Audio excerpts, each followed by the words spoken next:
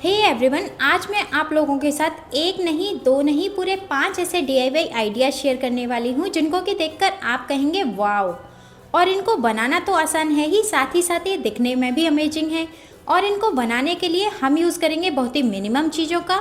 So without waiting any longer, let's start the tutorial.